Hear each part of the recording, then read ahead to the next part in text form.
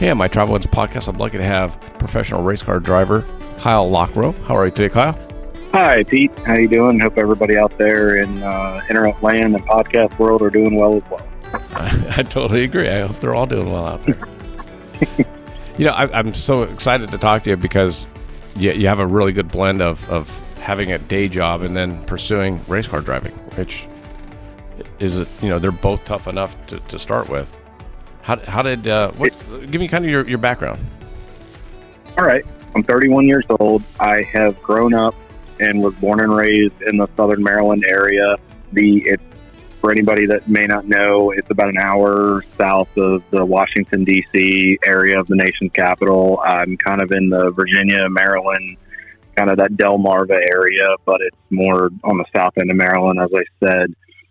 It's more of a drag racing and motocross side, honestly. There was a big oval track side of racing there, but it kind of died out over time. So it's kind of become a little destitute with that. So it definitely makes it harder to get involved. But my background was I've been in racing for a long time as far as a fan side of it. I grew up starting at 7 years old, watching racing. Some family friends I went to school with, their parents and the friend got me involved in it, playing the games as a kid, the old NASCAR 98 and a lot of the old PlayStation 1. Absolutely, man.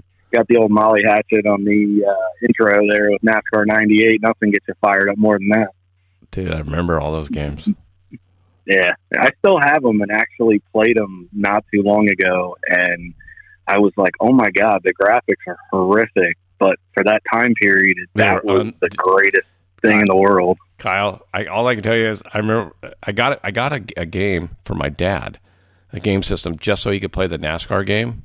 He was a huge NASCAR fan, and he was just like, "This is awesome." And now, like you said, now you look back and you're like, "God, what a piece of crap." Well, you drive it now, and I mean the graphics and just the capabilities of the game have just become so advanced in the last, 20 some years. But I played it. I'm trying to turn this little just asymmetrical graphics thing on the thing, and I'm like, how did I do this successfully back in the day? And I'm just sitting there laughing about it. My wife's like, you've got to stop hitting the wall. And I'm like, honey, leave me alone. I'm like, I haven't played this in 20 years. You got to stop hitting the wall. Making fun of me. So that's what they do. I can say that. Oh, no, it's all good. You know what? It's great. She's pretty supportive about it, and she's just always picking at me for little things, but it's a good thing with that. But as far as the story for me, like I was saying, to get back to that, it was a lot of people may remember a lot of the Hanna-Barbera based cartoons, Scooby-Doo, Flintstones, Jetsons, Wacky Races, etc. When Turner Network was sponsoring the Diamond Ridge Racing and the Melling Motorsports cars in the late 90s with Lake Speed and Robert Presley, Jerry Nadeau, and so on. That was what got me involved because I grew up watching a lot of that. My dad and grandparents introduced me to those older cartoons, so I grew up on that, and then that was kind of my parlay into racing because of it. My dad had a friend who took him to Martinsville in '97, got Robert Presley's autograph, and I think I still have that car to this day. So that was kind of the kickstart when Robert was driving that Diamond Ridge 29 car. So from there it grew and became what my mother calls an obsession, but that we'll get into that later. But it's become a big part of my life. I've gone through a lot of things as I was a kid and just dealt with a lot of different issues, and just I had a really good upbringing, but felt like a lot of times I was different than a lot of people, didn't get along with a lot of people my age. Just the way I was raised, kind of raised old school, just how to carry myself. So it was hard for me to talk to people my age, but yet I got along with their parents. So racing was kind of my escape and my way to help me feel like that's where I belonged in a sense. So it gave me that confidence in life and helped me kind of mold who I was at a young age. So as time went on, I watched it religiously, followed it. I started collecting a lot of die casts, played with them obviously as a kid. My mom's mother, Peggy Echeverria, maiden name Lewis, she was my biggest supporter, still is. Miss her to this day, lost her about 10 years ago. But she was the one that always supported me. And when I actually decided to get into racing in my teen years, to start actually doing the driving, she was the one that told me, I fully support you, but on one condition, that I got my high school diploma, went to college and got my degree, and made sure I had all my priorities set with family and whatnot while pursuing the motorsport stuff. What's it? So the reason I was interested is like you're moving up right now, but like, I mean, it's I don't know that a lot of people, if they're a casual fan and you turn on the TV and you say, oh, you see the Indy 500 or you see Daytona or whatever, you don't realize that there are multiple levels to racing. Like, people don't just start at NASCAR and go, oh, I think I want to run Daytona this week and, run for Childress, It doesn't happen that way. No, it's fortunately and unfortunately, NASCAR's rise to fame through Main Street and, the mainstream media and everything like that has been a blessing, because it's brought so many corporate sponsors and other enterprises into the sport that help fund it and give it that national and international notoriety. But they sometimes, I feel, in the last 10 to 15 years have lost the promotion of the grassroots side of the sport. And a lot of people don't realize that NASCAR and other divisions have such feeder divisions that are a way for drivers to take steps up, not just your local Saturday night short track. And like we talked about, obviously, before we got on air, there's so many different paths to racing that there's so many different ways guys can get there, through road course racing or through strictly oval racing, late models, sprints, midgets, open wheel, etc. There's a plethora of ways, and there needs to be a way that they can promote it and get it out there, because there needs to be a way for some guys like myself and other folks on the short tracks to be able to be promoted and have their shot to get into the spotlight. So yeah, I mean, there's the Xfinity, which is what was the Busch Series. There is the Camping World Truck, which was Craftsman Truck when it started, and so on. Late models, modified series. Yeah, exactly. So, and the reason I bring up the older sponsor names is because a lot of people today, a lot of your older generation that may have followed it back in the day, maybe even some when it was late model sportsman back in the 80s, early 80s and 70s before it became the Busch Series. So there was such a, like I said, such a way for NASCAR to have just that local side of it for guys to come up. Yeah, you don't just get into Cup and you're racing the 500 for Childress. I mean, you've got to go through an approval process. You have to prove you're not going to be a weapon on the racetrack, and you have to show a level of maturity that you can be a representative of NASCAR on and off that racetrack. Well, that was what I was going to ask you too. Is how much of it now is? I mean, there are some guys that could flat out drive back in the day, in the Richard Petty days and all that. But boy, if they were around today, they wouldn't make it, because they don't have the social media couth and the interview. You know what I mean? They were race car drivers. And now it's not quite F1, but it's definitely how much of that. Like you need to be able to talk. I'm sorry. Go ahead. No. You're going. No, I was just trying to think how to put it, because you bring up a really good point with that. The state of the sport has changed dramatically in the last 30 to 40 years. As you stated, back in the day, your Pettys, your Pearsons, your crossovers from IndyCar, Goldsmith, Jimmy Clark, all those guys that could drive anything back in the day, your Mario Andretti's, for another example. I don't know if they wouldn't survive today's culture. I think it's the fact that the driver has essentially not been taken out of the car, in a sense, because you still have to drive the car. But a driver's input is not always as essential when you get to the intermediate facilities as a Charlotte, or as a Texas, Homestead, etc. Well, yeah, that's another thing too. Obviously, it's just turned into such an aerodynamic game of chess of who's got the most money to spend on the aerodynamic advances, rather than a smaller spoiler, a less grippy tire that gives you really essentially not the best handling, where the driver has to put his input into the car to help it be controlled. It's made it where you can essentially almost run flat out, and it kind of has tendencies to turn into that just kind of, I don't want to say boring, but sometimes it has a tendency to turn into one of those snooze fests in a sense, because somebody gets out front, and because of all the aerodynamics, you can't really touch them or pass them.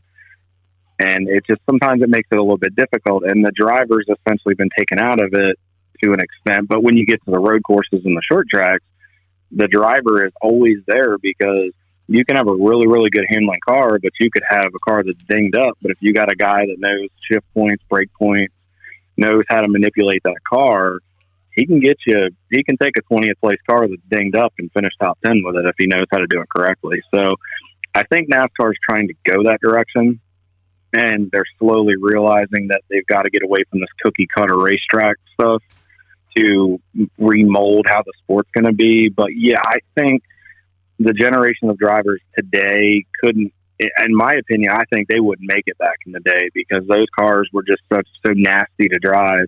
A lot of these guys today, if the car has any type of ill handling features to it, they're complaining on the radio about stuff. Fix this, get that, and tweak. Yeah, exactly. And then a lot of times you kind of just have to deal with it. And the best way to get through it is you have to adjust your driving style. And they don't know or like to have to do that, because a lot of these kids, mom and dad can just cut a check and they can get the best stuff. You get a guy like me who's trying to pave my own way. I don't have the best tires. A lot of times I can't buy new tires, so I have to make it work on old tires. And that's just something part of racing. But I appreciate that, because it's taught me how to figure out how to take that 20th place car and try to run 15th with it. You don't want to overrun and wreck trying to get 10th. You take what the car gives you and you develop it, and you develop that chemistry with your team, but you develop a notebook to make R&D changes over time to get better, and then attract more sponsorship to prove you're not a weapon and can get the job done, but you're reliable. So there's a lot to it. I think those guys could make it today, but their driving wouldn't be as prevalent, because the aerodynamic abilities would overshadow their talent, rather than these kids who can just jump in and hold it wide open. And it really doesn't prove anything other than the car's aero is what's holding you in the track. Well, I think racing-wise they could do it. I just don't know that they would want to put up with all of the sponsorships and corporateness of everything. And you know, I don't know. I mean, maybe, Cale Yarborough and some of those guys, it's like, would they want to be on social media and making TikToks? And I don't know. No, they wouldn't want to do that. I agree with you on that side of it. I just think they could make it on the driving side of it. And totally. I think that if they grew up in that technologically advanced culture that we've grown up in since the .com boom of the 90s, I think they would have adapted to it. There's going to always be your rebels that I'm not going to deal with that. But I think a lot of them. There's guys like that today. I mean, I've heard Carl Edwards doesn't deal with a lot of social media, and he stayed relatively quiet, but Carl could wield a heck of a race car. So I think it's just that we'd have to integrate those idols and those drivers from the past and kind of see how they fit. But we'd have to do the same thing with our current generation and mold them into that 60s and 70s of lack of downforce and that era, and see how they come in. I think it's all personality and who's willing to make the adjustments. And I think you would see a nice blend of stuff, but it'd be interesting to do that if we sat down for an afternoon and put it together. It's kind of, it's like, who's better, the, 67 Packers or the, 2015 Patriots, it's kind of that, right? Kind of the same deal. Or, Mike Tyson or whoever. So yeah, I don't know. It's interesting. Yeah. So I think there's a number of guys, like I said, I think there's a number that could cross over on both sides, but I think a lot of the guys today just struggle because they need to be able to have to show ability rather than having handicaps of aerodynamics kind of being that crutch to lean on, rather than having to be disciplined with your right foot to hold that thing in the corner too. Absolutely. Yeah. So how do you, I'm going to switch gears almost. How do you balance, because you have a normal day job like I do, and then you have this all-encompassing hobby, not hobby, but second career, and then you also have a wife. It's like, how are you balancing all that? How's it going so far? It's been an adjustment. I've only been married for 6 months. Oh, wow. It's been, yeah, I'm definitely new to that side of it. But to be honest with you, racing has been in the way. I was previously engaged a few times.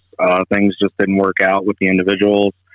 And racing was one of the issues that came up that was one of the factors that led to going separate ways because of the demand and my desire to go to a higher level.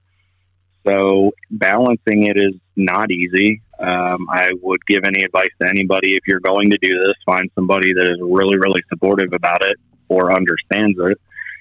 Take them, do a trial run of getting them to the track, see how they respond. And if they don't waste your time. And I don't mean to say that in a negative way, but you don't need that in your life. I've had that in my life. It's actually gotten me in a couple of accidents because of just being so stressed out at the racetrack and my mind wasn't all there in the race car, and it screwed me up, ironically, at Watkins Glen 2 years ago. I was so worried about stuff outside of the car that I was in a hurry to get through traffic and made a move that I probably shouldn't have done, and a driver wasn't expecting it, made an evasive action the wrong way, and I ended up getting tagged. So I've seen the good, the bad, and the ugly with it, and it's not easy. I mean, trying to balance being focused on the weekend while trying to rush back to work Monday morning so you're not late and don't get dinged by the folks that are helping you pay your bills and giving you the funding essentially at this point to do this, other than sponsorships that we would have acquired. So it's not an easy balance. It's very stressful, but thankfully in the last year, I have a great team. I have a good wife that's supportive. I don't have the most supportive parents, and I have a mother who has been that has not done nothing but knock my career. Nothing that is just everything about it, fails to understand it, and just is trying and still is actively trying every way to get me out of this, because racing to her is still the redneck sport. It is still the good old boy, slinging with a wrench and overall. That's the Neanderthal mindset that she's got about it. And I'm okay saying that because honestly, I get tired of dealing with that, and I'm trying to share the success and the journey with my family, but there's a lot of those in my family that don't want to be involved in it and think that I'm wasting my time. And as my grandparents told me last night, I'm dealing with a situation where I'm just getting jerked around. And so, you know what? I don't really want to deal with a lot of that negativity, and it's something that kind of comes with the territory, I guess. There's always going to be naysayers, but I kind of want to get to a point where I can just look at them and just kind of say, did it anyway, and if you don't like it, then sorry. Yeah. You cut off there at the end, bud. So, yeah, you cut pretty off. much it was just, okay. Is that good? Can you still hear me? Yeah. You cut off at the end there. Perfect. No problem. Yeah, it's just, there's been a lot of issues with that with my family, but thankfully with my job now, I work in IT with computers.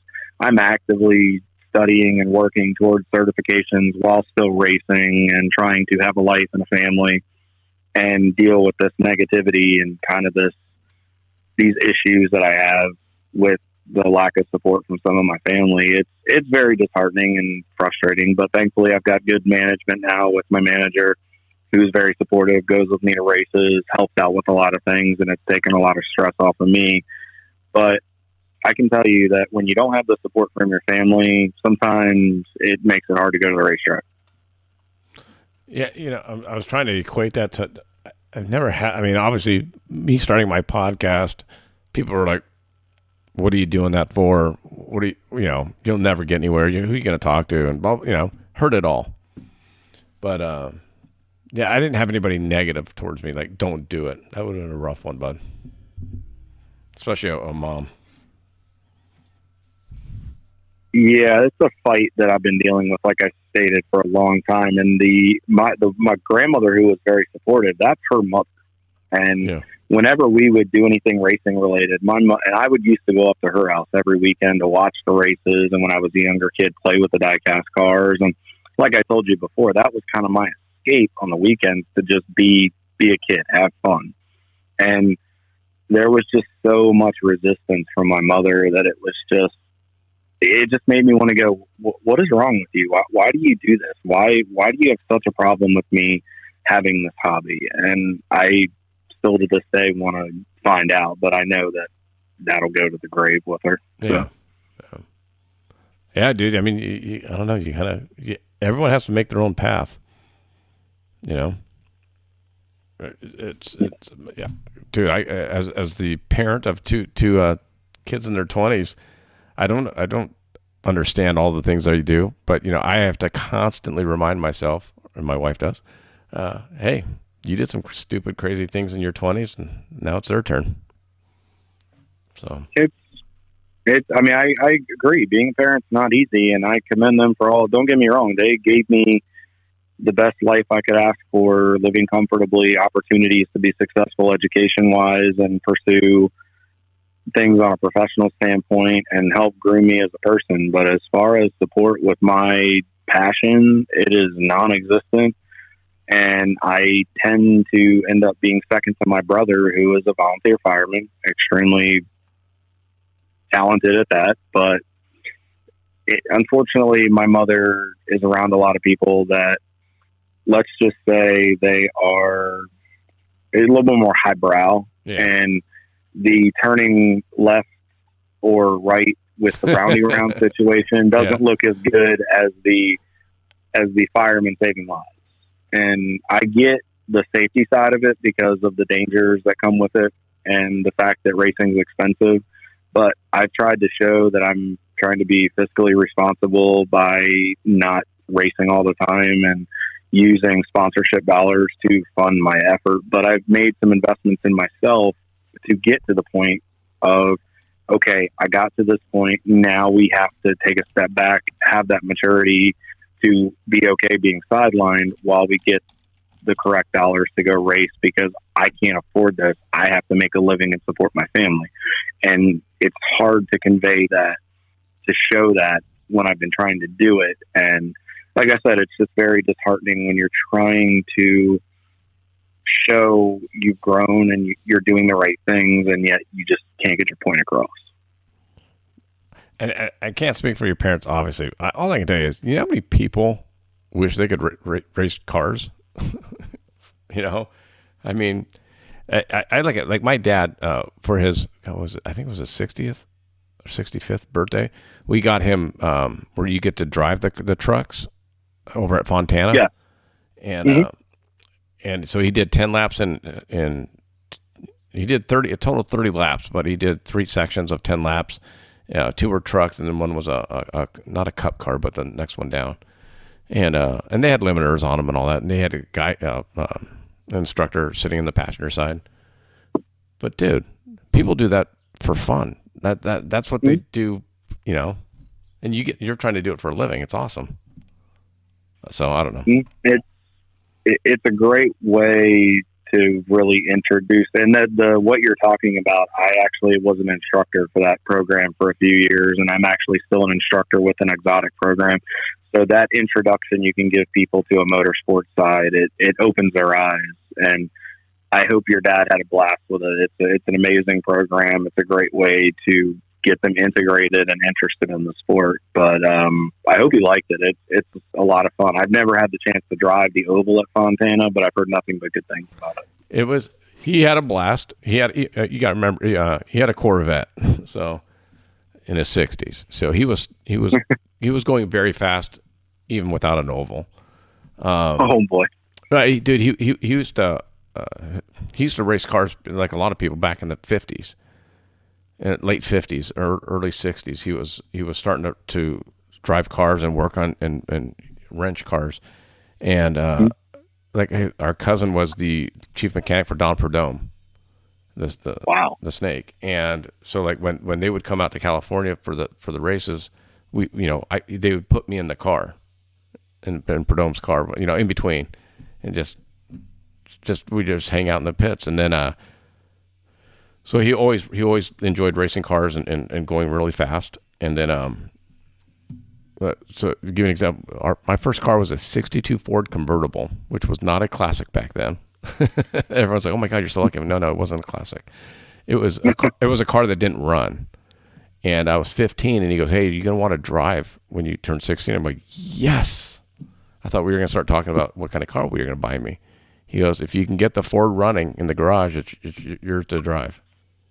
And he gave me a Chilton Blue Book and said, let me know if you have any questions." Wow. And I fixed that thing up because I wanted it to drive. So, yeah, what you're doing is pretty awesome, though. I mean, you got the good day job. You got the I can brag about you're a systems analyst kind of guy, and you graduated from a reputable college at Towson, which is a very good school. So I want to. Yes. Your parents hang up. Your parents hang up, dude. And you're right. It is that, and I mean, to each his own, and I get that, and I mean, I understand it. It's not really their thing, and they didn't really grow up on it, but again, it's one of those things where you always feel like you're chasing a little bit of approval, and you're kind of trying to have them, hey, look at what I'm trying to do while balancing both sides of the coin.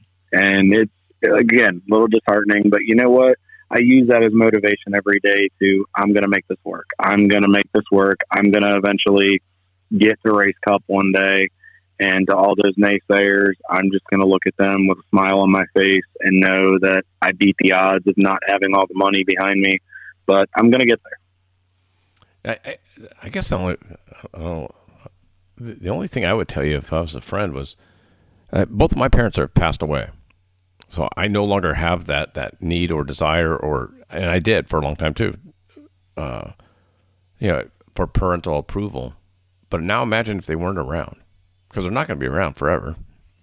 I don't know but I don't know. I think for me, I think my mom would think what I'm doing is cool with the podcast. My dad would think it's a waste of time and I should focus on my job.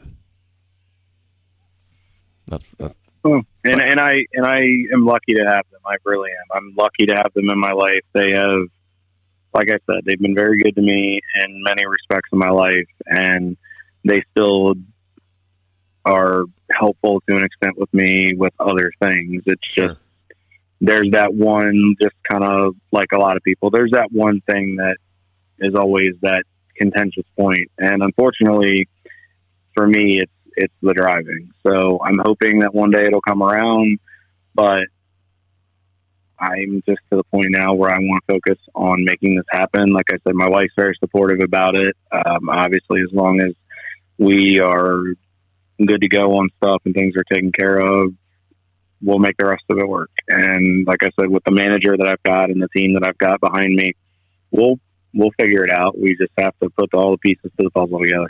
So you mentioned you're going to be racing in Watkins Glen, right? What are some of the other tracks you've raced on so far? As far as road courses, I have done Daytona, both configurations. I've driven the oval for testing. I've raced the 24-hour road course configuration. I've done Sebring. I've done Virginia International, the full South and North configurations, Road America, Road Atlanta, Charlotte, oval for testing, the Roval. I've raced Kingsport Short Track, Wall Stadium, Old Dominion, the original track in Manassas. I've done Shenandoah. I've tested Langley. I've driven a number of different facilities up and down the East Coast. I've gotten to experience a couple places out west when I was doing some instruction back in the day with some production cars, but I didn't get a chance to race those, but they are on the checklist to hopefully have a check next to them. So I know you got to get on Laguna Seca, man. I've been there, and I was able to witness the IMSA cars that weekend, watching as a fan. And I tell you, if that doesn't light a fire underneath of you, then you need to find a different hobby or passion, because that place is majestic, and watching and listening to those cars go up and down, the elevation changes, and tackle the technicality of that course, it's incredible. It's part of my territory is in Salinas, that area right there. So when I drive up, there's a couple times I've been by that course several times, and then a couple times I've actually stopped to go look at. They weren't racing, but just to go see that course and see the corkscrew and the backside and all that. So it's like, and then I also have you ever heard of an actor named James Dean? Yes, absolutely. Okay, well, you say absolutely. I have friends that are about your age or a little younger, like my daughter's age, that I've never heard of him. So I'm like, so now I have to preface myself. I have to ask. But he was on his way to racing at Laguna Seca when he died. And wow. So he was taking his Porsche Spider, and I take the 46 going over to Paso Robles. That's the road I take, and so it's just interesting to pass by there right where there's an intersection where there's just a blind intersection, and wow. He was in a car that had no safety ratings, so. But yeah, so going to Laguna Seca, it's I don't know, that's a hard track. I mean, like I look at NASCAR. The other thing, like with Fontana, so the one thing I got to do, just my only background at NASCAR was when we were there doing the thing for my dad's birthday. He goes, you know what? I'm going to let you go on it too, and so he paid for me to have just be a passenger without driving. And so an instructor got to drive me around like 10 laps, and we were in the truck, and it was like, and he took off the limiter. It was like, whoa. He goes, do you want to go up by the wall? I'm like, sure. Holy Christ. I don't like being a passenger going that fast. I found that out that day. Well, especially when you're the one right up against the wall. At least the drivers got a little bit of separation. You as that passenger, you essentially can just look over and you're looking at that big honking. Yeah, you can touch it essentially. It's not a fun feeling. I've been in that before as an instructor, and also when I went for the ride years ago as well. It's a weird feeling. Yeah, the other thing, like when you're driving, you're so focused on what's coming up that you're not thinking about the wall. But when you're just sitting there and you're a passenger, you're like, that's a wall going 190 miles an hour, you know. But when you're driving, you're thinking about the turn, you're thinking about the lines you got to be in, what lane you got to be, you know, and you can feel the car. For me, I'm just sitting there just feeling the G's going into the wall. It's like, oh, this sucks. Yeah, having that distraction of driving the car and having to feel what feedback the car is giving you through your body, through your bottom, and just different parts of your body, and you feel that. A lot of drivers, they talk about. Sometimes it's hard to figure things out. It's a feel that you have to know with the car. You have to understand what the car is telling you, whether it's ready to have acceleration given to it through the accelerator or the throttle, or whether the car is reaching that limit of the tires, or whether the car just is not mechanically set up for what you're trying to do with it. So you have to feel that you have to make adjustments in your driving, or you need to know what you can tell your crew that they can mechanically make changes to or aerodynamically make changes to help the car drive better. So it's very, very much so with that. But yes, from that passenger side of it, there's not that distraction, but it's also that point of not having control either. And I think that's a lot of people, you're not in control of what happens. You've got your trust in that individual that's behind the wheel, that he's going to keep that thing moving and keep it away from the concrete. And I just met that guy. Like when my dad would drive really fast, I'm like, that's my dad. We'll be okay, you know. But there's a guy I just met, and when you're up there, when you're in that the top lane at one of the big tracks, how far are you from the wall? Do you think, or do you know? It probably depends on the facility, to be perfectly honest with you. No, I've seen guys closer at Homestead. I've seen guys that are inches off the wall. If you watch some of the guys at Homestead, Kyle Larson, Christopher Bell, Michael Waltrip was one of the famous ones that could drive the high line. Brendan Gaughan back in the day in NASCAR. I mean, Brendan could take a car, he could put it within 6 inches of the wall and just ease the car out, and it looked like he was going to wreck the car. But what Brendan was doing is he was driving the car in a controlled slide. But what you can also do is, and dirt guys will actually tell you this too, and guys and even in pavement, when you get close to the wall, you can hear the pitch of the car, the engine change, because of being close to it. The air actually will push you off the wall slightly. So the guys learn how to manipulate the air into helping it push you and keep you away from the wall. And dirt guys talk about the cushion, where you don't overrun that cushion of dirt that keeps you in the racing line. That wall of air is essentially your asphalt racing cushion, where the dirt guys have that mound of dirt that keeps you in the fast lane and racing and keeps you out of trouble. So it's something that you have to learn and experience. I've been relatively close to walls. I've scraped walls a little bit before. It's just figuring out the line to get around that's quick and running it, but not overrunning it. So it's a razor blade edge. I can promise you that. When you're like at the level you're at now, I mean, I go back to probably the layman fan. You know, they see Daytona and they see the big rigs and all the equipment and staff and crew and all that. How big is when you go to a race, when you go to Watkins Glen, how many people are going with you as part of your team? For the event that I'll be there a week from Thursday, it's called the series is called Champ Car Endurance. It is an amateur version for those listeners that are not familiar with it. It's road course racing, so it's not your typical roundy round left turn like NASCAR on the oval. It is road racing, so you're turning left and right. And with Champ Car, for those that are familiar with the Le Mans 24, the Rolex 24, the 12 Hours of Sebring, the IMSA series, which is sports car racing, it is an amateur version of IMSA. It is class racing. You have classifications of cars based on specs and what the rule book demands and decides for them. And you're racing the overall. For example, I think for Watkins Glen, we're going to have 110 cars in the field. Wow. And in our class, we may have 20, I'm just going to throw a number out there, 28 of them. So not only are you racing 110 cars overall for the overall position, you're racing to be the best of 28 in your class. And that's how it works. It is almost a carbon copy of IMSA, the way the series is run and the cars are classified and how the race progresses and the way the series is. So for me, I'll probably have 5 or 6 crew guys for the car, maybe a little bit less. It just really depends. But with endurance racing, your crew guys can also sometimes double as drivers because these are timed races. So, for example, at Watkins Glen, we'll race on Saturday and Sunday, but we have a practice day Friday to shake down the cars and see where we are at when we unload off the truck, and we can then make changes to be better and try to get quicker. But we'll have multiple drivers. I think as of right now, I know we have 3 drivers. I'm sure the team is working on getting the 4th driver if they don't have it already.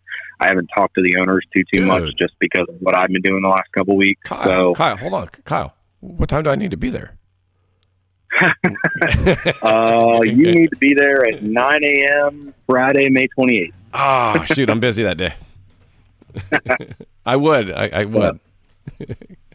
Sorry. No, absolutely. Well, we'd actually we'd love to get you out to a race sometime. If I ever do anything on the West Coast, I'd love to get you out and just experience it. The nice thing about Champ Car is you can be right there in the pit stall with us, and you can hear it, smell it, see it, experience it, and it really allows you a chance to kind of see the facility and it's in operation, but it's not in that IMSA and NASCAR level where it's sometimes secluded. You can kind of free reign the facility and just see everything into it. But for me, the series is a way to get extra seat time because our goal later in the season is to try to run Watkins Glen in a higher series. So for me, this is extra seat time. And with the races being timed by hour rather than lap, I get more seat time in the car, and I'm able to develop a rhythm of being consistent rather than only getting X amount of laps where it's dictated by that. So it just depends kind of on how the race plays out. But the road racing for me has helped me gain a lot of confidence, and I'm excited to go to Watkins Glen. I've had a couple successful runs there, couple ups and downs, but that's also just the nature of motorsports. Oh yeah, dude. There's some things you cannot control. No, like every other of the 100 drivers that could just have a bad moment and make you have a bad moment. So, it's so interesting because I'm curious when you go to Watkins Glen, is it just a weekend? Is it like it's a one day drive? But when do you get there and when do you leave? For this example of this weekend, just the way that it plays out was a 3-day show. Sometimes it just depends on what the race is. There are some races that are 14 hours, 24 hours, but they also do doubles. So essentially you're racing twice in one weekend. So for example, Watkins is what they call a double 7. So you'll race 7 hours on Saturday, 7 hours on Sunday, but Okay. It's 2 separate races. So the nice thing is when you have this weekend, you're getting double the seat time essentially rather than just one race. So it will come in Thursday, bring the truck in, or the truck would come in early Friday morning. They would unload the car. We would practice between 9 and 5 on Friday. We can go out as much as we want, shake the car down until they tell us it's time to quit. We can change drivers, work on driver changes. We could work on entering pit road, exiting pit road speed, just all the elements that we would experience through a weekend. You try to emulate that and do a little bit of recon to figure out what you need to do. And then also it's a good way to figure out what's changed, whether there's more characteristics that have developed in the facility over weathering or just depending on weather temperature that's affecting the track with heat and grip and things of that nature. So Friday's a good practice. And then Saturday, the race is from 9 to 4 and then ditto on Sunday. So you're there, you're racing. We set what we'll probably do because it's 7 hours. We'll probably run an hour and a half each. That's usually what tends to work out the best, and obviously adjust it accordingly. But we go from there, and how much we base on what the car can do on fuel, and go from there. So you're there from Thursday evening or Friday morning till Sunday when the checkered falls, and then once you load up, and then the team takes off. Now the team will take the car, go back to the shop. I will go back home to Maryland. So So here a couple questions. As an athlete, because that's what you are when anyone wants to sit in a car for 7 hours racing, fearing for, you know what I mean? How do you sleep good the night before or that weekend? Will you sleep good? If you want me to be brutally honest, no. I deal with a lot of anxiety with racing because I put a lot of pressure on myself, and knowing that if I tear it up, I have to fix it. There's the pressure for me of just wanting to perform and do well. So for me, it sometimes takes a little while to just calm myself down and remind myself that I can do it. Not saying that I'm not confident in my ability, because I know when I get out there, I'm fine. But those pruritus butterflies for me, they're always there. Every driver has them. Anybody that tells you they don't, they're lying to you, because everybody deals with it. But it's more of just, you have to teach yourself to learn to sleep. But your adrenaline, when they say adrenaline takes over, it really does, because I've done the 24-hour once where I didn't sleep the whole night because I wanted to say I did it and complete it. And I was so jacked up just adrenaline-wise that I was up all night long. I did, and I had to do a 3:30 to 5 or 5:30 a.m. stint. And I chose to do it because I wanted to have that experience of VIR, of doing it in pitch black. I wanted to see what those guys talk about at a pro level, where they say, oh, well, I did it with nothing but the headlights. Well, that was VIR. Oh, I gotcha. So for me, it was cool to get to do that and experience it. And hopefully I can do that at someday at the higher level. But when the race was over, and thank God I had my father with me that weekend, he drove home because I was falling asleep driving, and finally we pulled over and switched. And it wore on me. So you have to, melatonin is a must, but you kind of have to figure out how to make it work. And a lot of it's a mental game. A lot of it, obviously, you need to be physically sound in your regiment with what you do. You need to eat right. I've actually worked on losing weight over the winter. I'm down about 40 to 45 pounds from where I was in October, just trying to be more prepared in the car and be more active. But I've worked on just adjusting my eating, and now that they've lifted mask stuff here in Maryland as of over the weekend, I can really get back to the gym and work a little bit harder because I'm not as constrained being in the mask where it's harder to breathe. So I'm grateful for that and thankful to the officials in Maryland for finally coming to their senses and realizing we can't breathe at the gym. But hopefully everybody else can enjoy it as well. And we're getting back to that normalcy just overall in our lifestyle. But it's an adjustment. You have to mentally work on yourself. And somebody that's up and coming, I can be perfectly honest with you, and I'm not ashamed to say it. I'm actively a work in progress. All right, well, dude, we're all a work in progress. I mean, literally. One of the things I told my daughters is when we were, my youngest had just graduated college, and we were sitting in a restaurant. She hadn't walked yet, but she had finished all of her classes. And we were in a restaurant in Los Angeles, and it was midday work week. And I go, look around, Allie. I go, none of these people have it figured out. Nobody does. I mean, the Kardashians have $100 million in the bank and they're still have issues. It doesn't matter how much money you have. You know what I mean? I go, so absolutely. The person that just graduated college is trying to figure out what they want to do with their career. The person that got their first job out of college is trying to figure out what they want to do next. The person that's in their 30s or 40s wants to figure out what they have coming up. You know what I mean? It's like everyone's always figuring it out. Right. And that rings true. It's, for example, like I told you before we got on the went live, I changed careers 4 years ago.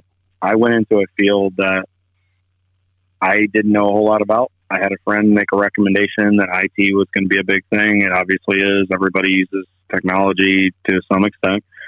And I like problem solving, and having to figure things out in racing is the same way you have to do it with computers. Yeah. And I figured out, I found my niche with working with them and doing analyzing the computers and learning how to analyze systems. And you're always learning and you're always trying to better yourself, just like in racing. You're always trying to perfect your craft. So I think that's what I enjoy so much about my career outside of the car is it makes me drive and be as driven as I am in the car as I can be trying to fix somebody's computer, and that reward of chasing a trophy and getting a top 5 finish and bringing a car home that was absolutely ill handling and having that accomplishment is the same as figuring out somebody's email or helping somebody get reconnected to a server or fixing busted servers or re-imaging a machine and figuring out how to secure it to make sure that nothing virus related gets on and damages it. So a lot of that goes hand in hand, and I feel that's what's made me a better person. Have you ever watched the British show called The IT Crowd? No, I've actually never heard of that. Dude, if you're an IT person, you got to watch it. Okay. What is that called? I'm going to write it down as we speak. What is it called? British what? It's just called The IT Crowd. The IT Crowd. Let me look it up real quick. My wife loves the show. It's about two guys in tech at a big company, and it's always, did you hit the button? Did you turn it on? Okay. Call back. No. I laugh about that because that is the typical when you call the Dell IT or somebody. Yeah. Their first thing is, did you cycle the power? Did you push the on? So a lot of times when I talk to my users, I tell them, I said, okay, I'm going to go to your annoying, I am such and such from whatever area. And they start laughing because they know exactly what I'm going to ask them. I said, did you cycle the power to pretty much essentially kill the power, kill the active RAM, and essentially do the reset? And then from there, I go into the more in-depth analysis. So it's funny you say that because I still have to ask that question because you wouldn't believe what that simple on-off for 10 seconds will do sometimes to a machine. Oh, no. You should watch it. It was done I just looked it up. It started in 2006. Okay. So it was, YouTube didn't exist. You know what I mean? So you just got to go back put your head back into that era of 15 years ago when things weren't as popular as they are now. Smartphones and all that didn't exist. It's just weird to think that. Yeah, I think I'm one of those guys that do where you talk about YouTube didn't exist. I think with some of the goofy, the show Jackass that was on MTV, I think me and one of my best friends, my best friend Aaron back in the day, thank God YouTube didn't exist, because we were the amateur Jackass stunt guys with trampolines and mini bikes, and I think there's a reason I limp sometimes when I walk. Yeah, no, I always tell my daughters, like when they were in high school, I'd be like, I go, you think we didn't do stupid stuff? I go, we just didn't record it. Thankfully, we were smart enough to not hit record. Yeah, it's like we did all the same stupid stuff you're doing. We just didn't record it, man. We didn't want people to know that we did it. Yeah. So that's just always funny, dude. You got it going on. I mean, is your wife excited about it, or is it just kind of like my wife? I tell you, man, I've done like 160 episodes now. My wife doesn't listen to them anymore. And she's like, I hear you talk, and I hear your side of the story, but I think she's excited about it. She seems excited, but I think seeing it from the other side, because like I said before, when we first were before the show, she likes it, but I think seeing it from, okay, I'm married to a guy that's actually getting in the car and doing it. Yeah. It's a different side of it, because there's always that chance of, wow, my husband, this may be the last time I see my husband. Chances of that have gotten very slim now with the safety innovations of racing, but there's always that factor of it can happen, and that's a risk you take. But it's the same risk that we have where we go to work every day and drive our car, and you could get in a car accident and not come home to your family that night. Not to sound morbid, but unfortunately that's just the unpredictability of life that we live, and racing presents those same challenges. But thankfully, again, with safety innovations, we are very secure in those cars, and NASCAR and IMSA and many of the divisions are very, very strict on the safety aspects of it. And I applaud all of them for that, because it has saved many drivers' lives. And when bad wrecks happen, 99% of the time drivers can get out and walk away. Or worst case scenario, they're just bruised up and dinged up for a couple days, but they're back at it the next week or two in the car doing their thing. So I think seeing the safety side of it is reassuring to her, but at the same time, she's worried for my safety, which I completely understand. But I think the fact that things have started accelerating so much for me this year, I think she doesn't really know what to do, because it's just so new, and I'm learning it, but yet she's learning it and doesn't know as much about it because she hasn't been exposed to it as long. Sure. So I think it's overwhelming for her in a good way, but I think it's overwhelming in a bad way, because I think she has this thought that I'm going to be gone every single weekend, and that may be the case, but for now it's going to be on a limited basis until we get some more funding to increase the race schedule. But at the same time, I have to balance working full time, and I only get a set amount of leave. So once we get to a point where we're running more, there's going to be those potential red-eye flights where I'm flying home at 2 a.m, and I got to be at work at 5. I got to be work at 5, 6, or 7, and I got to deal with an hour of sleep. And caffeine will be my best friend. But I look forward to that, and hopefully my wife Ashley will support me and continue to be in that way. I believe in my heart she will, but it's very taxing on a significant other, even the guys that do it at a pro level and have for a long time. It's not easy for that, because you miss a lot of stuff with your family, and there's a lot of sacrifice for doing that and living that dream, but there's a lot of benefits you can reap from it as well. So there's the good, the bad, and the ugly. Well, I can tell you, it's in all fields, whether you're a business person that travels. I mean, musicians that travel, I talked to a couple of guys that they travel 270 days a year, and they're married. And I'm like, what? Holy crap. I mean, all football players, NFL players. I talked to a guy who, Landon Turner, graduated from North Carolina with his college sweetheart, got drafted by New Orleans. So they moved to New Orleans. Then he got cut. Then he got picked up by Carolina. So they moved to Carolina. Then they got cut from that team, and he ends up with Seattle. So they moved to Seattle. It's like, that's tough. With a new wife, new baby, and all that.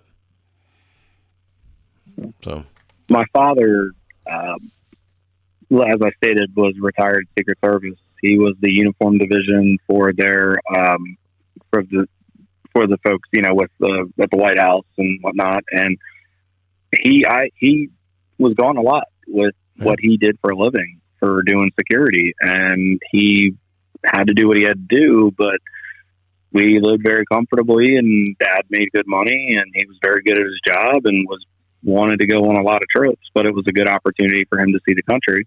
But my mom had to do a lot of raising of me and my brother and getting us to sporting events or to scouts or whatever school function we had. And it essentially, she became a single parent on campaign years every 4 years when 04, 08, etc. I mean, when Dad was gone, Mom had to pick up the slack. And I know my dad felt terrible for it, but like you said, there's benefits and there's good and bad in all of it, but it'll wear on you. And another reason why divorce rate is so high on that job, and why in those very high stress and I'd say eventful careers that people have where you're on the move a lot, that's where you need to have somebody that's on that same support level as you, because that instability in a marriage can make or break you.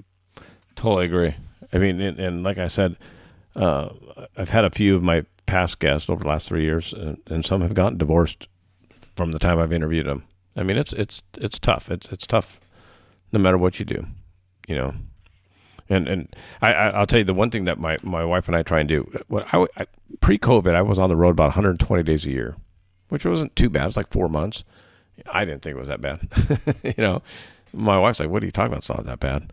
But when I'd come home, we would always, once a week, we have date night.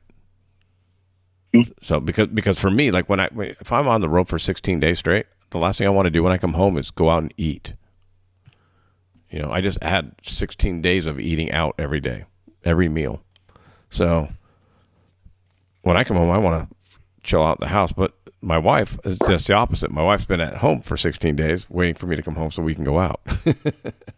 And it's that balance. You're wanting that illustrious home cooked meal, and she wants a night where somebody can take care of it for her. So I agree. It's finding that balance. My wife and I, I'm not traveling to the extent of that much to this point. I'm hoping one day it'll get to exactly. But real quick to your point, when you said you're used to it, we do get used to it. You're right. When you're on the road and you do it. When I was instructing before I switched to IT, and when I was really doing like logistics and stuff, I traveled quite a bit and was on the road for about a year, and it wears you out, and it'll make you or break you and help you define you as a person and figure out how tough you can be. But it also is something that, again, can be rewarding, but you've got to find that balance. I mean, my wife and I, we both like to play video games. We like a lot of the Nintendo stuff with Mario and play different titles. And we tend to have a date night for us. It may not be going out really anywhere. Sometimes it's just sitting in the basement. Yep. You just throw some lounge clothes on. You order a pizza, or you run out and get a sub from Wawa, or just get some snacks, come back, play video games for 2 or 3 hours in the evening. And for us, that's sometimes the best therapy. I mean, we could play a racing game, we could play a Wii game, we could do whatever the case would be with that, and it would be. I'll get my ball. You're good. Yeah, I'll be in. Okay, yeah. All right, see you later. All right, thanks. Yep, bye. Sorry about that. My buddy's from work. Okay. So apologize for that. So yeah, it's just we try to find a good balance of everything that we've got going on, and we try to make it work. And we, again, just a date night and everything, and we try to make it where it's things that she likes to do, especially more so because she's making that sacrifice for me. So that's the least I could do for her with that. She doesn't get the thrill of racing the car. Well, that too, but I think it's more just she likes the things that she likes. I mean, she's a very big Disney fanatic, so we try to do Disney related things and other things as well. And it's just like you said, it's just finding that balance. So Disney fan, huh? She is very much a Disney fan, and as is my manager. They are just Disney obsessive, and it's funny. I tease them all the time, but yet I feed right into the same stuff with them. My wife she loves cats. We have a little short haired. His name is Tuck, and she loves the Aristocats. So I got her anything I can find that is Marie, the little small kitten from the movie. That's like, and I'm a lady, and that's why she loves that. She uses that line all the time. So I got her a plush Marie and some Marie stuff. My manager was down in Florida moving a friend a few weeks ago, and she stopped by and she was sending me pictures, and I said, grab it, I'll get you the money or whatever. And I gave it to her, and she walked out of the house one day with it, and I was laughing. I'm like, that is, and she had the biggest smile on her face. But little things like that just make her happy. And again, if that's what it takes to make sure that she's happy again with the date nights as well, that's a small sacrifice, and I'm glad to do it. So you better. yeah. Oh, you pay for it too. Trust me. That couch is comfortable, but not comfortable. The reason I was asking you about the sleeping, like I have a hard time when I sleep, when I travel. Mm-hmm. And if I'm there for a few days, then I get used to it and all that. But for me, I'm always thinking about what I'm doing the next day. Because I don't just travel for vacation. I'm doing it for work. So I'm thinking about the appointment I got tomorrow. I'm thinking about what I got to bring up. I got to do it. And I've talked to a couple Navy SEALs and asked them the same thing. And they've all said they have no problem sleeping. I'm like, dude, you're going to go on a mission? He goes, we've trained so much for it that, he goes, I don't know, I just sleep.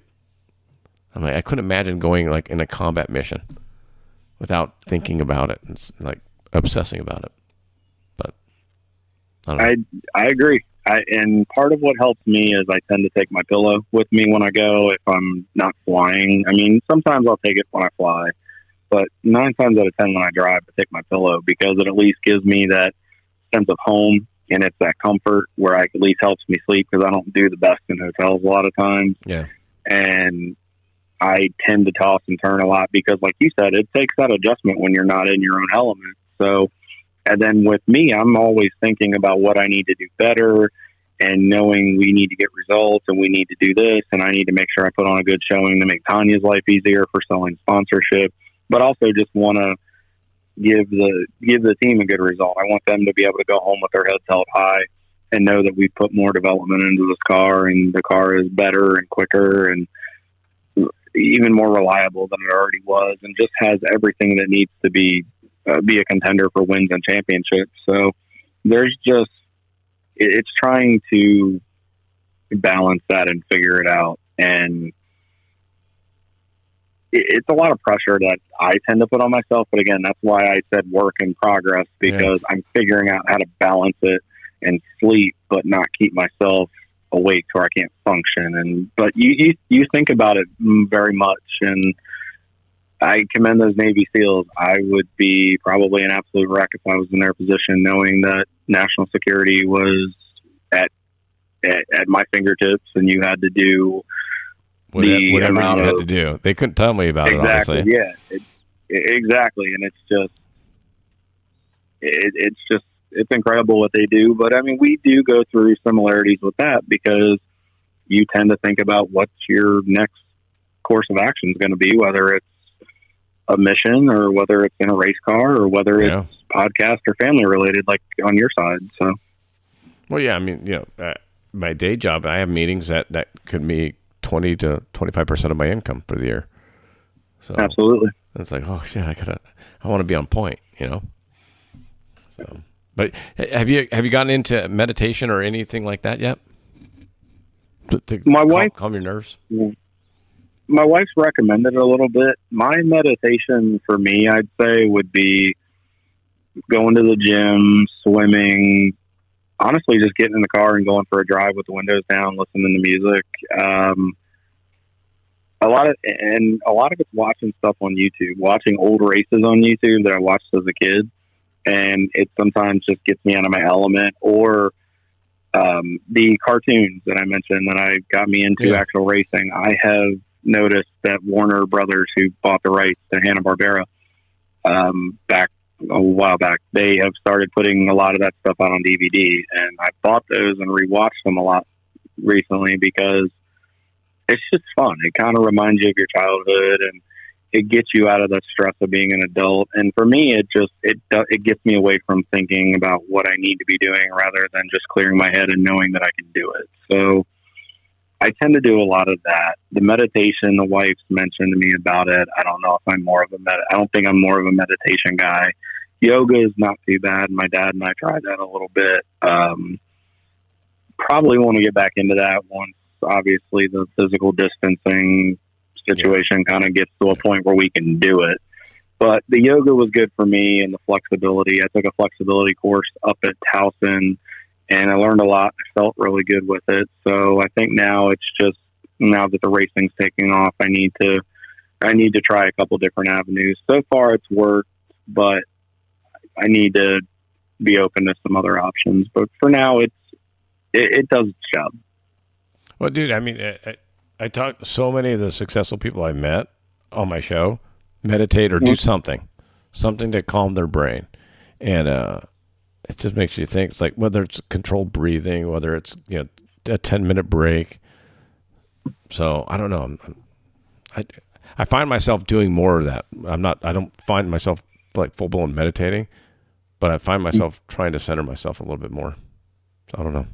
I'll have to give that a try at some point. Like I said, I'll have to take the wife up on the offer of some of the stuff that she used, because she's a nurse. So with all the stress that she goes through, I think she tends to do a little meditating, and she tries some different avenues with some stuff. And I think I've just been resistant to it because I wonder if it is actually feasible, but it seems to help her. So I think I might want to give it a try, and I just need to be a little bit more open to it. I tend to be a little hard-headed with that stuff. But you gotta know it's not going to hurt.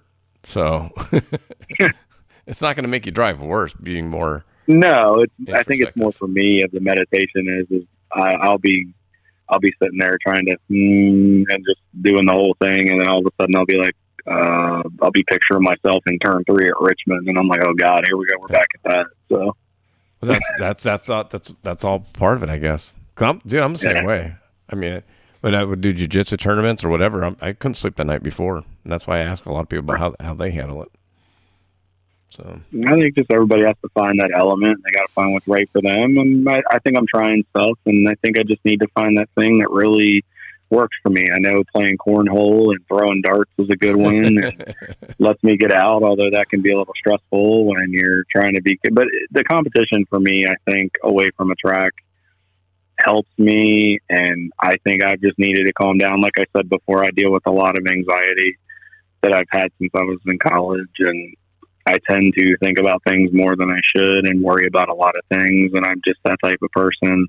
I'm laid back to an extent, but I tend to overanalyze a lot. So yeah, I need to work on figuring out how to not do that as much, because I think it definitely has affected my racing in certain times. How is it with getting sponsors at your level? Is it always on your head? Always, multiple times a day, to be perfectly honest with you. For a long time, I was doing it on my own, trying to balance the sponsorship and the driving, and working full-time, sometimes working multiple part-time jobs back when I was in college and first trying to find that steady career. So it was a challenge, and then obviously with having a lot of people wanting to meet you, you really need a dedicated person when you get to the higher tier division. Yeah. To go do it for you. And that's where Tanya's come in. Since I started working with her in October, she has completely revamped my program, and the attention that we're getting from me being able to just focus on driving has made a world of difference. Don't get me wrong, I'm very actively involved. We talk multiple times a day about it, Yeah. with everything that we have going on. I mean, my wife is always giving me a hard time. Because the phone will ring and she'll fill me in on stuff. And my wife's always laughing with that kind of grin on her face. She's like, hey, just, the wife's calling you. I'm like, you're funny. But I mean, we get along really well because we're very similar in personality, and she's helped me with the program because her daughter was actually in the sport. Her daughter was actually a former Little Miss Sprint Cup. So she knows a lot of people in the industry, but she's very good with talking to people.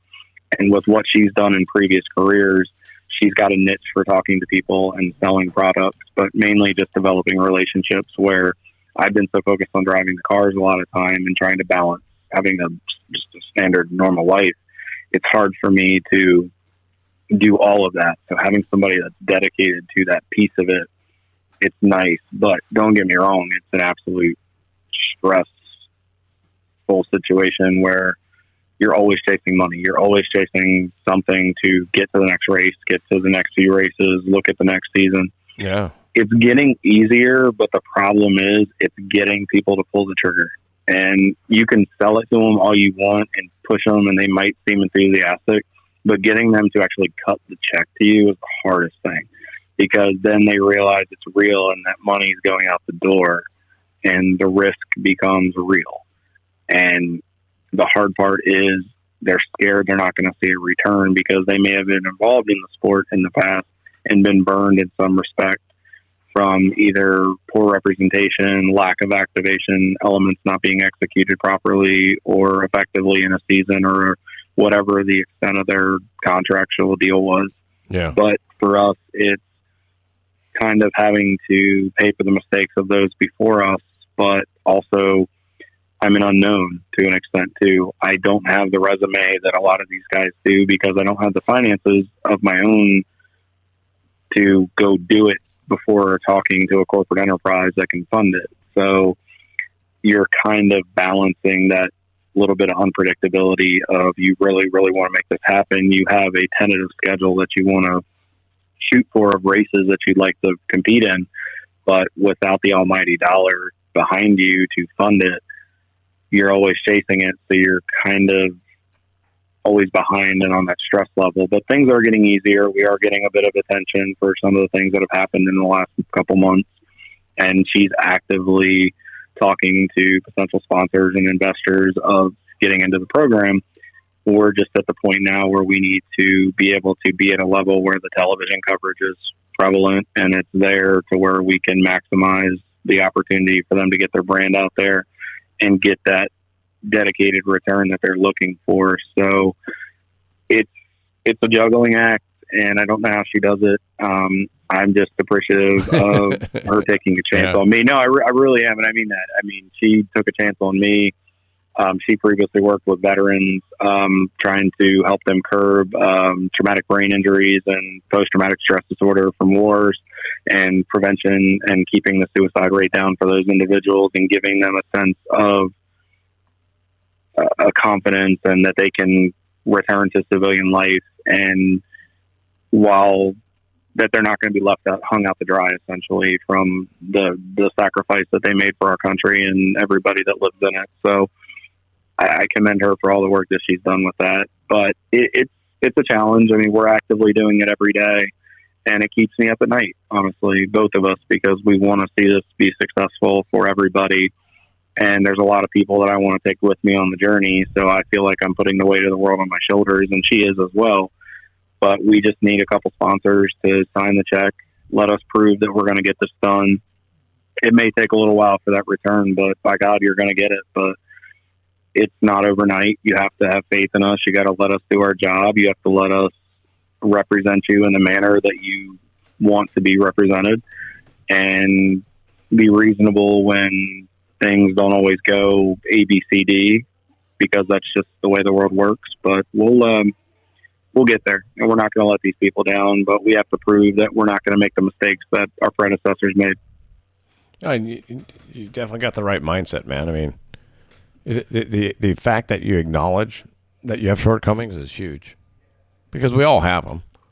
I mean, God, my wife will tell you a whole list of mine, but that's you're on your way, bro. I'm excited. I'm excited to see what you got coming up. Dude, if you ever come out to Fontana or anywhere out here, you gotta give me a ring. At least let me know so I can come watch. Absolutely. We don't know, unfortunately, as far as West Coast stuff in the California area. I was originally scheduled to test for a team this year on the road course side when things got pretty much shut down as of the holidays, per the governor and those out there. It screwed up our plans because we were eventually going to do a test at either Laguna Seca or Sonoma, and it was an audition for me for a ride. And I still am in contact with this team. My Tanya is still in contact with the individuals involved that found me at a race last year, and we're hoping that we can put that into motion in 22 if things get better. I know that the owner is kind of under the weather, and I hope he and his wife are doing well, and I hope he's recovering. I heard he was dealing with a bout of COVID. So I hope that things are doing well for them, and I hope that the health is getting better for him. He's a great guy, very successful individual, has a great race team from what I've seen, the short conversations that I've at least had with him. Tanya's had a little bit more correspondence with him than I have, just due to her dealing with stuff and me working. But I hope to put that in there. But we've got a lot of stuff here on the East Coast that we're hoping for. But absolutely, if we get out there in the West Coast, I'd love to have you and your family come out to a Champ Car race or a race, obviously, as things ease up and they start really getting people back and letting them get up close and personal. I'd love to have you guys out and get to know me, get to know you. You can kind of see the environment up close and really experience everything that it's got to offer and see. I want to share that passion with you, and that's a big thing I want to do through my racing. Yes, do I want to be successful? Do I want to win races? Of course, I want to do that and win championships and make something out of this, but I want to give back. I've seen so many drivers sometimes that forget where they came from, and they tend to get caught up in the hype of the world, and that's part of it. I mean, that's okay. That's sometimes that happens, but you can't forget where you came from. You can't leave those people that are paying your royalties and merchandising and paying for the tickets and all the endorsements and the licensing and all that type of stuff. You have to reward those people and give them the time of day, because you're no better than those individuals. You need to give back to them and get that relationship between the fans and the drivers needs to be, the gap needs to be closed back in. And I'm going to tell you right now, I'm going to do my damnedest to get that gap closed back in, because they are the people that would be paying my salary, and that could be the person that sponsors my car. And it's important to give them the time of day and give those kids that autograph and make them, because they need role models too. In this world today of just insanity and society and everything that goes on, these children and these young adults need role models that are positive. They need people that encourage them to chase their dreams, but also encourage them to get an education and further themselves and have A, B, and C plan, rather than just focusing in tunnel vision like I may have been years ago. So there's a lot I want to do. And then I also work with an individual who has special needs that has Down syndrome. I've been with him for 11 years.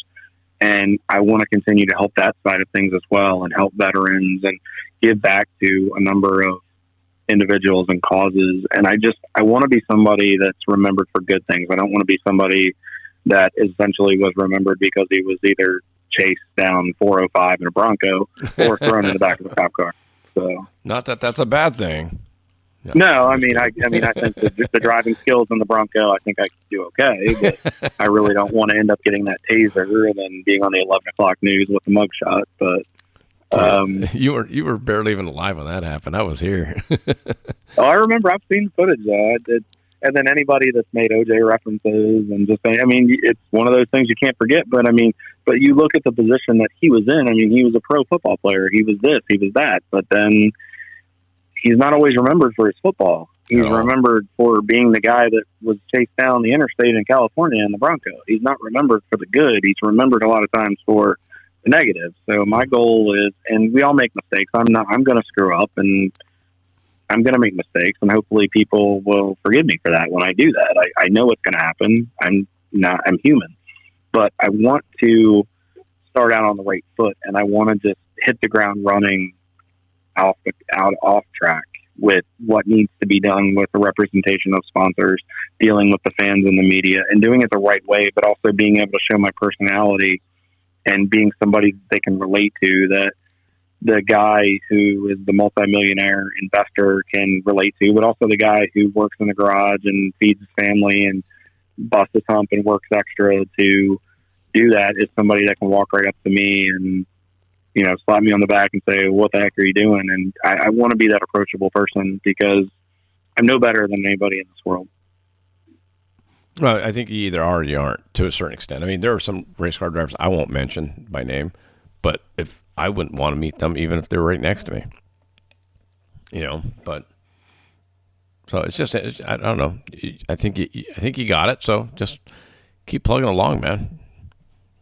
We will. We're gonna do our damnedest to make it happen, and I'm gonna do everything in my power to make this a successful venture. And I want it to be successful for a lot of people. And I'm focused. I'm on the simulator once a day or once every other day for an hour or so at a time, practicing whatever event we've got coming up to prepare myself. Obviously, with the lack of track time now due to the COVID restrictions, and with what NASCAR's done with the condensed schedules, I try to capitalize on that virtual side of it and then try to take it and apply it when I get to the track. So I try to use the tools given to me with what I can afford to do, and hopefully I can reap the benefits in a couple of weeks of Watkins Glen, and we can go for a W. So when you show up, I mean, everyone wants to win, but if you like, I'm trying to figure out. I just want to be politically correct when I ask this. Like, if I were to do a jiu-jitsu tournament now, I wouldn't expect to become in first place because I'm not training enough, and I don't, you know. But do you, when you show up at your level, because I don't know the ARCA and all and the road cars, but does any car have the same chance of winning your division? Meaning, you know, if you had more money, you have better tires, or yes and no. Yes and no. There's always a chance. There's always that on that given day, somebody could take the checker that you least expect. Right. But limitations of funding with equipment, tires, driver ability, and the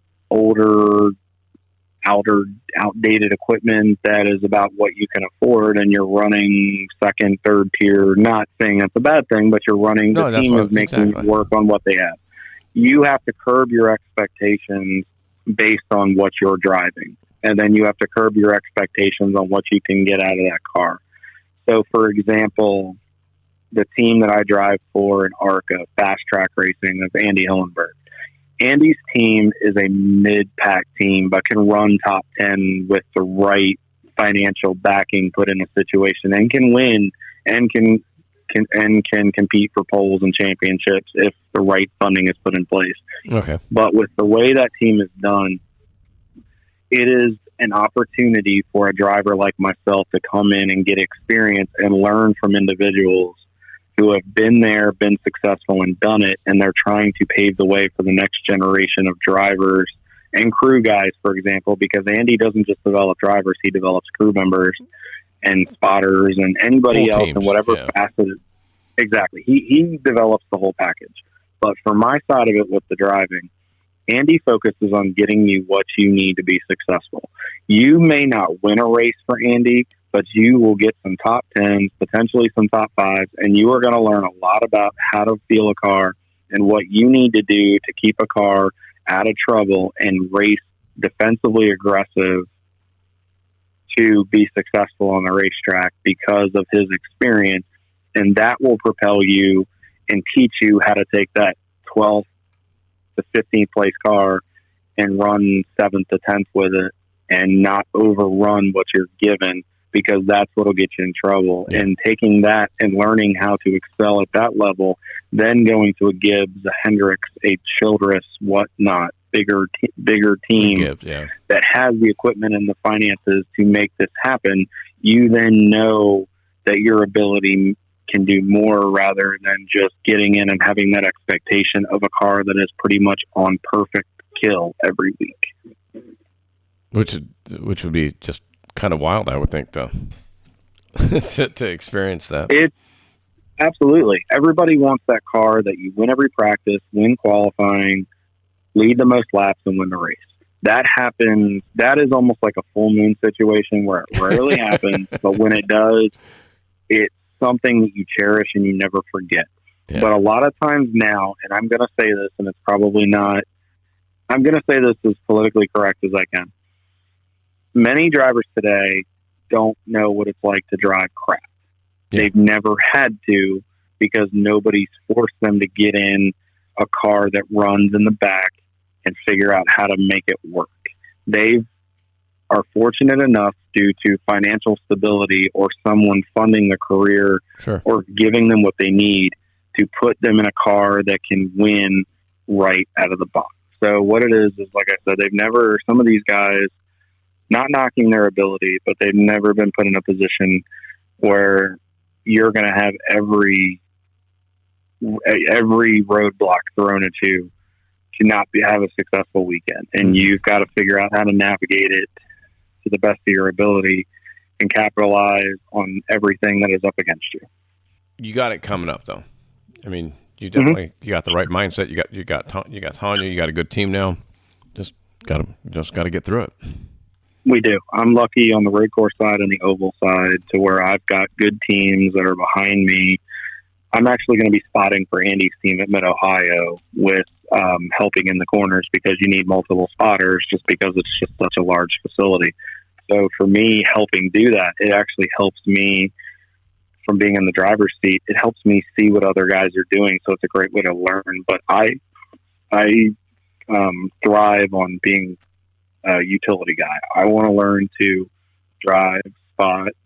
I don't know how to work on the cars very well, but even helping the team with little things, pushing the car up in the truck. And I've changed tires before a long, long time ago and got to experience a live pit stop. It was a really cool thing.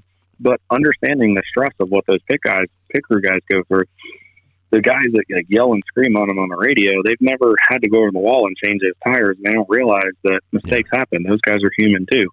They might be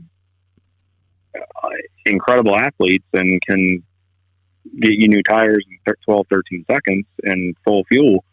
But it takes a lot of demand on those guys. And you need to understand what they're going through is just as stressful, if not more so than you are, because your race is affected by their performance. So you're going to get upset with them and they're going to get upset with you at things you do, but you understand that you're one team, you do it together, and you got to make it happen. And there you go. Well, hey, but I don't want to eat up too much more of your time. What's the best way for my listeners to follow you and see what you have going on, or a corporate sponsor to reach out and contact you? The best way for sponsors and potential investors to reach out, you can contact Tanya Banning via KyleLockrow.com, www.KyleLockrow.com. Her contact information is on there. A driver profile deck is available for download on the marketing and contact page where you can see what we've got going on. We've got some statistics that you can kind of see a little bit of what NASCAR has, what kind of taste you'll get from NASCAR as far as the branding and how we can help mold what program we could do for you. And then she can get you more in-depth information by email or telephone, or what we can offer you, various divisions that we race in, and what's the best way to capitalize on our program to make it you guys better. So reach out to her, best way to do it. As far as me, for any type of autograph cards, just about what we've got going on program-wise, if you go to the website, we've got our Facebook page, Kyle Lockrow Racing. We've got Instagram, it's Kyle_Lockrow. Those are the main ones I'm on. I'm on LinkedIn as well, as is Tanya. I don't really mess with Twitter too much. I've seen too many people's careers get in trouble, and I've seen too many roundabouts on Twitter, and just with everything going on, I tend to stay away from Twitter just because I don't want to risk something coming across the wrong way or just getting in trouble for something that doesn't need to happen and can be prevented. It's just like anything else. The internet is great, but the internet can also be your worst enemy. So I try to stick with stuff where I know it's more of a positive light on from the social media aspect. But Facebook, Instagram, LinkedIn, got a YouTube channel, Lockrow Racing. We post a lot of stuff. We'll actually have some videos from this weekend going up. Nice. From a Miata drive that I did in NASA for about 25 minutes. Pretty cool. Never been in a car before. Was shaking it down for a buddy, giving him some feedback. It was cold. It was a little bit wet. It was an experience for me, and I can't thank Timmy K enough for letting me wheel it. Same thing with Jeff Kaplan, let me wheel his BMW. And just check it out, see what we got, subscribe, like, follow, everything, reach out, say hello, tell us what you think, let us know, good, bad, indifferent. We're always looking to make improvements. As far as sponsors, same thing. Please reach out to Tanya. We've got anything we can accommodate. Corporate enterprises, we can mid-level, we can work with small business. If you've got somewhere you want to put your name and you want to do something unique, the amount of diversity that we can put into a program and the amount of customization that we can do with the right amount of input and motivation, we can make it happen. You just got to give us the funding and give us the shot to prove that this is where you need to spend your marketing dollars. Yeah, I get told the same thing with my podcast is I should be reaching out to more people, and I'm not monetized at all. I think I'm technically a professional podcaster, Kyle, because I've made 85 cents. But I'm talking to some people now, and it's the same thing. It's like I just want to talk to people. Right. I don't want to deal with You want to keep it to a level that you enjoy it, rather than it turn into a stressful endeavor that you lose the interest that got you involved. And that's kind of how it is with my racing. You want to get to that professional level, but you don't want to forget the ride you were on to get there.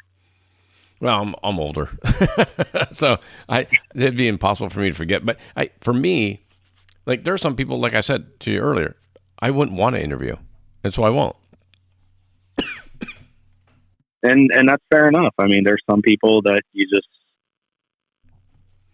you get that gut feeling when you talk to people, and that intuition and what you get told just from your inner self. Yeah. Sometimes it goes a long way. And a lot of people said, "Oh no, you're reading into something wrong." No, actually your gut 9 times out of 10 never lies. So you're on the right. You're not wrong. Your gut is your gut too. You can't change it. I mean, for me, I've got 50 plus years of I don't know, experience in the world of knowing how to read people. Absolutely. No, and then it's something I'm still actively trying to do, and it's something you're always doing, and it, especially in this type of industry and with what you're doing and just what both of us are doing. Yeah. Reading body language and nonverbal and verbal communication courses I actually took in college. It's amazing how much that stuff is used in the field today. And when you're dealing with people, it's amazing just the younger generations aren't having that because they're so caught up in the technological side of it, of a message rather than that face-to-face communication that is just so vital to society, but unfortunately is kind of being put on the back burner. So there's, again, the good and bad of every situation. Yeah. Well, hey, man, again, I thank you so much for the time. This has been an awesome conversation. It's one of the things I really enjoy about the podcast is meeting people like you. So thank you, Pete. It's been a pleasure. I really am grateful that you reached out to Tanya, and I'm grateful that you wanted to take the time to talk to somebody at my level. I'm actively working and trying to go to that higher tier position, and it's nice to know that people are seeing what we're doing, and I appreciate it. And I enjoyed the conversation immensely, and I appreciate you being so understanding about things and just wanting to know about it, because I want to share this with so many people and get them excited about motorsports. I want to bring new blood to the sport, but also reinvigorate and reignite the older generation that may have stepped away for a period of time. Absolutely. And you're on the right path. And the fact that you're saying it out loud is awesome, because I really think that's what NASCAR, I totally agree with you that I think NASCAR kind of jumped the shark. And I don't know if you know what that term means, but they were chasing the dollar at that time. They were chasing, they kind of missed the overall picture. They were tunnel visioned, and they were chasing the current big catch rather than trying to get everything and look at the bigger picture. So I completely understand what you're saying, and you are echoing the voice of many that have said the same thing over the last 10 to 15 years. Sure. Do you know what jump the shark means? Do you know that term? I've not heard that term, but that same thing you were talking about resonated a little bit. But what is that term? I've never heard it. Okay, so jumping the shark means like when you sold out and you forgot what you're doing, and it came from, there was a show called Happy Days with the Fonz. Oh yeah, yep. So the Fonz was always super cool, and he was the man. Mm-hmm. And then I think probably season 6, 7, or 8, when they started getting older and they were running out of things to make up, and people were getting older and married and kids and all that in real life. They had Arthur Fonzarelli jump a shark on his motorcycle as part of a Evel Knievel type thing. Okay. And they always say as soon as he jumped the shark, he no longer became cool. So he jumped the shark. He sold out to what they wanted rather than forgetting the fans that somebody that was super cool wouldn't do that because he was just super cool. He was like, hey, oh. Yeah. So he literally jumped a shark on the show, and that's where that except for Mrs. C. Mrs. C was his second mother. Yeah, that's right, Mrs. Cunningham. So, and Richie was his best friend, but Mrs. C was. With Arthur could do anything else, but when Mrs. C spoke, he listened. Yeah, and when Arthur moved upstairs and into the Cunningham house. Yeah. Mm-hmm. Yeah, so he jumped the shark, and that was the end of that show. So now, NASCAR's done the same thing. They have jumped the shark, unfortunately, and I meant in the big picture because they were chasing the new fan. They were chasing the new generation, and they forgot. They forgot to take the old generation with them and find that happy medium. Yeah, totally agree. Well, there you go. Now it's on you. Well, I'm grateful to do that, and like I said, I'm going to do everything in my power to. If I got to put the weight of the world on my shoulders to make it happen, we're going to bring the old and the new together, and I'll figure out a way to do it. Sounds good, my friend. Well, hey, enjoy your time. Get ready for Watkins Glen, and you got a new fan, so I'll be following you. So, and I appreciate that. The race will be streamed on YouTube. I think the team may have an in-car camera. I will keep you posted, and if I find a way, I will send out anything that we've got going on that's televised or can be streamed via the internet. I will get that to you. If you have any followers that are diehard race fans or want to see it, I will make sure it's pushed to you. And just make sure it's on your Instagram because I'll follow you there, and then I always repost my past guest stuff whenever they come up. Done, and I'll make sure Tanya does the same thing as well. A lot of times when I'm in the car or getting ready, she tends to do that, so I will pass that message along. Sounds great, man. Well, hey. Awesome. Well, Pete, thank you so much. Absolutely. Enjoy the rest of your week, and tell the wife I said hi, and congratulations on the new wedding, new marriage. And just thank you, and please tell your wife and family hello, and I hope the wife enjoyed that breakfast burrito, and I think I might go have myself an evening burrito. I'm going to go make me a lunch burrito now, so I'm with you. There you go, man. Well, you enjoy, and I look forward to staying in touch, and thank you to all the listeners real quick for listening again. KyleLockrow.com, everything on all the social media channels. Please follow us, pay attention. We've got some great things coming. Can't say it yet, but stay tuned. You won't be disappointed. There you go. Thanks, brother. I'll talk to you soon. All right, Pete. Have a good one, buddy. All right, Kyle. Bye.